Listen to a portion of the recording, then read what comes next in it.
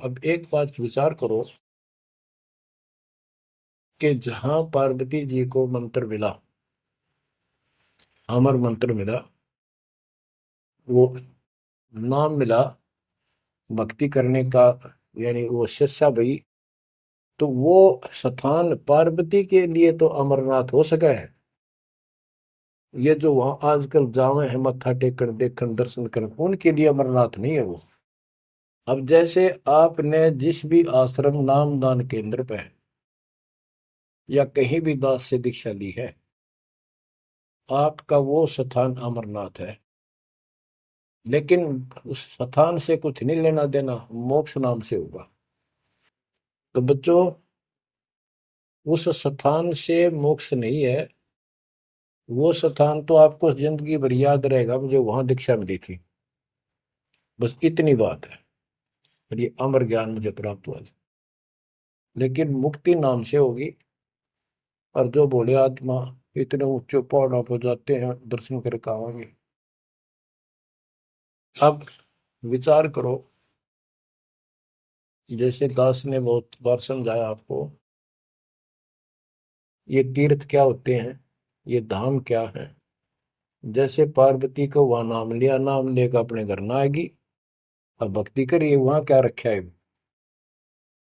अब जैसे तीर्थ हैं, वहां किसी ऋषि ने भगत ने कोई तालाब का सहारा तक है, क्योंकि पहले पानी नहाने धोने का पीने का तालाब ही होते थे, कुएं भी बहुत गहरे होते थे, एक आदमी नहीं खोद सकता।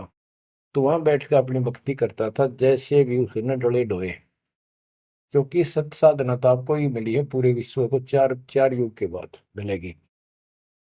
तो वो जैसे भी तप किया, कुछ किया उसने, जैसा भक्ति की, उस आधार से वो उस लोक में चला गया। और अब वहां कुछ नहीं। अब जैसे हम किसी का एक हमाम दस्ता ले आते थे, और उसमें सामग्री कूटते हवन की और वापस दे देते मांझ धो के।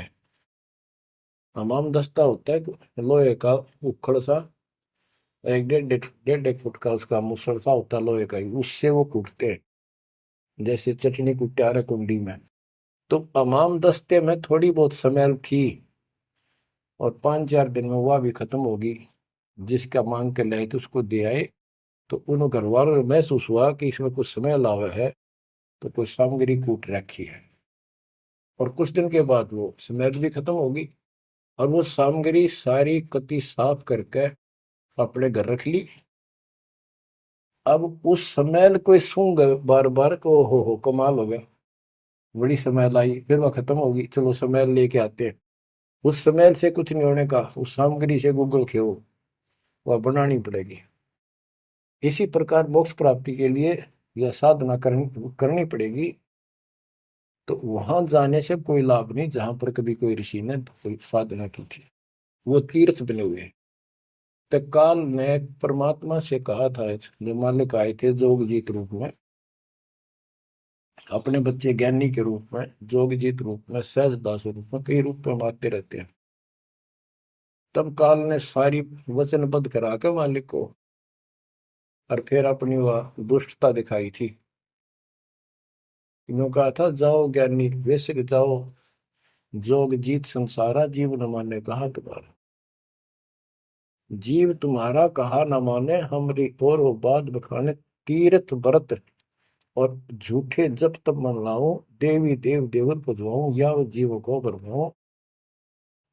द्वादश पंथ करूं मैं साजा, नाम तुम्हारा ले करूं आवाजा। द्वादश पंथ जो नाम जो ले, सो मेरे मुख में आन समोई। और अनेक पंथ चलाऊं, या विद जीवों को बरमाऊं। तो आज वो सारा काम इसने कर रखा है। अब आप किसी को समझा के देख लो, आपके सर हो जाते हैं। तुम हमारे देवताओं को ऐसे बताते हो, हमारी साधना को गलत बताते हो, तीर्थों में जाना ठीक नहीं, व्रत रखना ठीक नहीं। तो काल ने बोल रखा था कि हमारी ओर हो बात बखाने, हमारी ओर हमारा तरफ पक्ष लेकर के वाद विवाद किया करेंगे।